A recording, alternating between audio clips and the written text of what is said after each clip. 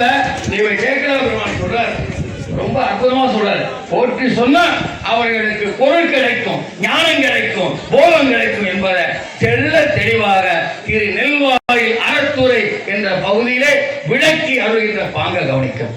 அற்புதம் சொல்றாரு. போற்றி சொல்லாட்டி அவர்கள் பண்ண மாட்டார் என்று அவருடைய பிள்ளார் சொல்றார். போற்றி என்பாருக்கு அல்லது அருளார்.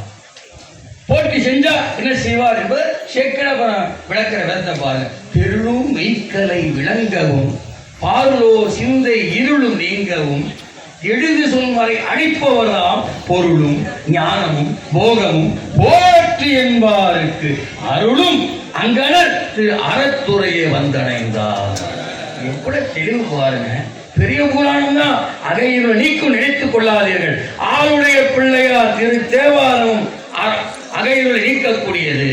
பாருளோர் சிந்தை இருளும், பாருளோர் சிந்தை இருளும் நீங்கவும். எதனால? எழுது சொல் மறை அழிப்பவர். விளங்குதா? எழுது சொல் மறைன்னு என்ன அர்த்தம்? ஆளுடைய பிள்ளையார் பாடிய திரு நெறிய தமிழாகிய திருத்தேவாரம்.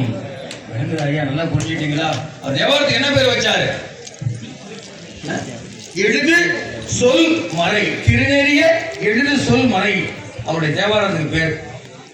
அவ்வளவு சிறப்பு. தமிழ்ல வேணும் அது. எது தேவாரம்? அவர் தேவாரத்துக்கு தான் பையன் 25 இடங்கள்ல பையன் மணிக்கணும். 15 இடங்கள்ல வேதம் வேதம் என்று நம்முடைய சேக்கிழார் விளக்கிறார். 25 இடத்துல வள்ளல்கிறார். யார? திருஞான சம்பந்த பெருமான சாமி. அந்த பெருமான பாடிய பெருமை யாரும் தெரியுமா? முத அதிகமா இருக்கு நம்முடைய ஆளாள சுந்தரமூர்த்தி நாயனார்.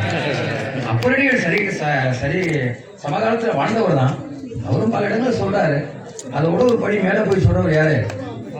ஆளுடைய நம்பிகள் ஓதுவார் பெருமக்கள் பாடினாங்க. நாளும் இன்னிசையாள் தமிழ் பரப்பும் ஞான சம்பந்தனுக்கு உலகவர் முன் தாளம் கீந்து அவன் பாடலுக்கு இறங்கும் தன்மையாளனை சொல்றாரு பாருங்க.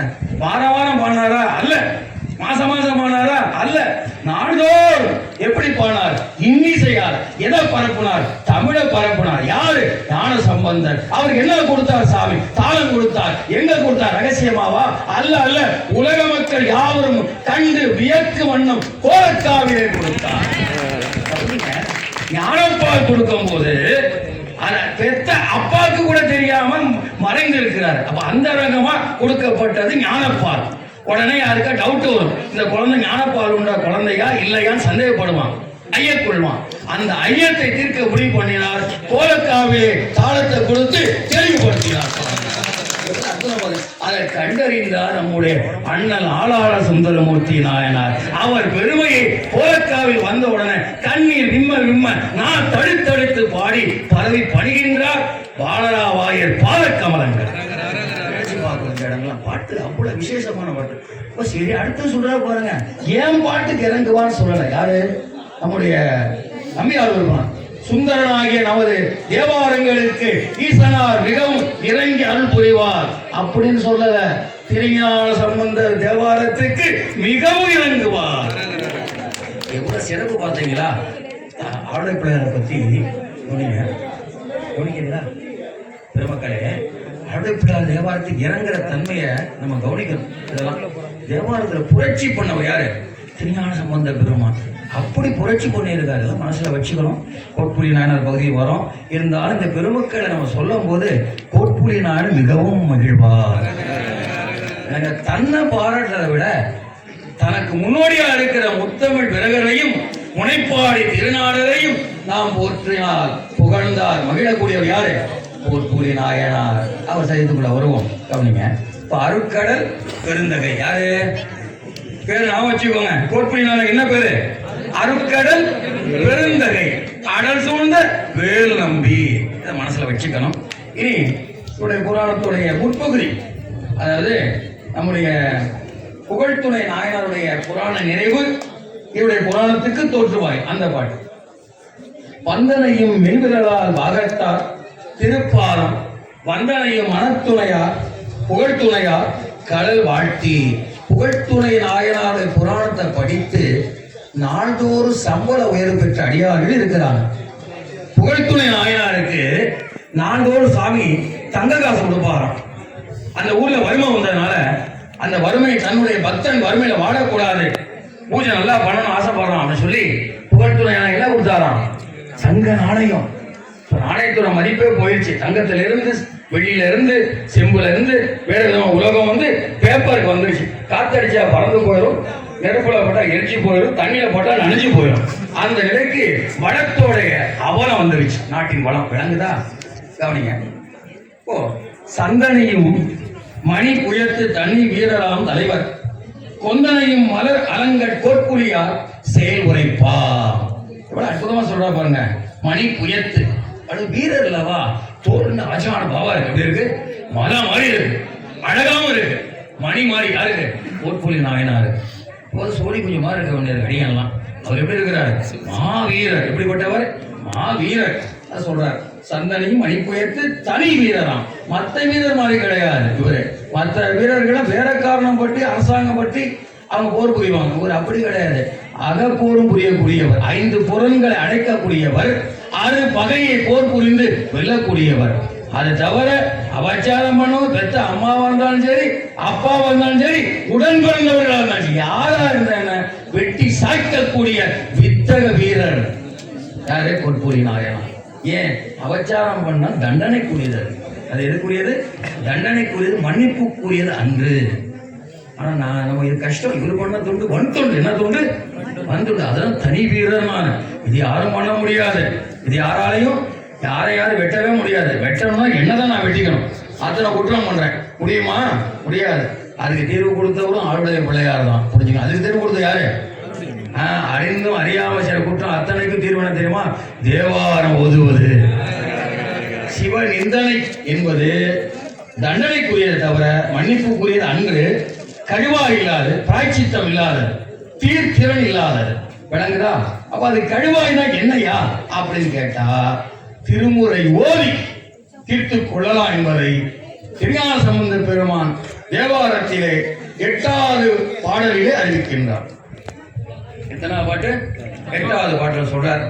மனசுல வச்சுக்கோங்க. ஏன்னா அந்த அபச்சாரத்தை பத்தி வர்றதுனால அதையும் சொல்ல வேண்டிய கடமை அடியனுக்கு. அதெல்லாம் நான் சொல்லிட்டு போறேன். விளங்குது? நல்லா புரிஞ்சுட்டீங்களா?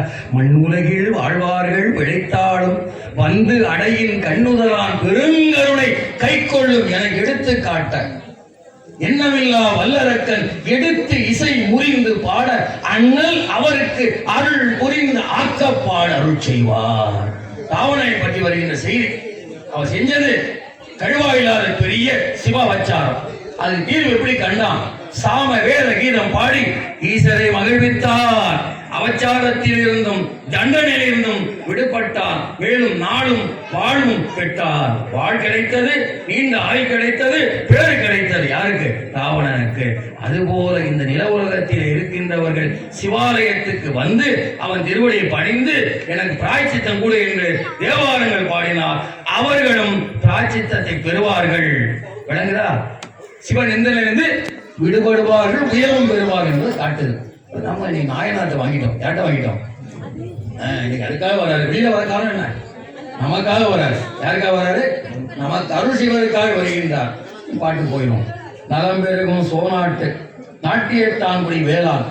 வேளாண் குலத்தை சார்ந்தவர். அந்தனர் குலத்துல 12 பேர், வேளாளர் குலத்துல 13 பேர். வேளாளர் குலத்துல இருக்கவங்க அதாவது உழவு தொழிலும் செய்வாங்க, அரசாங்கத்துல உயர்ந்த உத்தியோகத்துல இருப்பாங்க, முதலமைச்சரா இருப்பாங்க, சேனாதிபதியா இருப்பாங்க, மெய்காப்பாளர் போன்ற உயர்ந்த உத்தியோகத்தில் இருப்பாங்க. யாரு? வேளாளர் குலத்திலே தோன்றியவர்கள். சேக்கிழா பெருமான், தெய்வ சேக்கிழா வேளாளர் குலத்திலே தோன்றியவர். சேக்கிழார் குடியிலே அவதரித்தவர். அவர் முதல் அமைச்சராக பணிபுரிந்தார். விளங்குதா? 2 உரியது அவர்களுக்கு. உழவு தொழிலும் உரியது, அரசாங்கத்துல உத்தியோகமும் உரியது. இப்ப நாயனார் சேனாதிபதியாக இருக்கிறார். கவனிங்க. அடுத்தது புலம்பெரு. நலம் பெருமை என்ன அர்த்தம் அப்படின்னா, இந்த சோழவள நாடு என்பது, அதாவது சோழவள நாடு சிதம்பரத்துல நாங்க இருக்கிற திருச்சிராப்பள்ளி எல்லா பகுதியுமே எது? சோழர் வளநாடு, சோழருடைய ஆட்சிக்கு உட்பட்டது. இந்த நாட்டில ஞானத்துக்கு பஞ்சம் இல்லை. ஞானத்துக்கு பஞ்சம் இல்லை. ஞானம் பெருகிட்டே இருக்குமா? என்ன பெருகுமா? அதான் நலம் பெருகுனார். நலம் இந்த இடத்துல ஞானத்தை குறிக்கும். எதை குறிக்கும்? ஞானத்தை குறிக்கும். சிவபக்தி செய்யக்கூடிய அன்பர்கள் வாழக்கூடிய இடம் இருக்கும். இது சோழ வளநாடு. அதான் நலம் பெருகும் சோநாட்டு. உங்களுக்கு ஒரு உதாரணம் சொன்னா புரியும். கலந்த அன்பாகி கசிந்து உள்வுருகும் நலம்.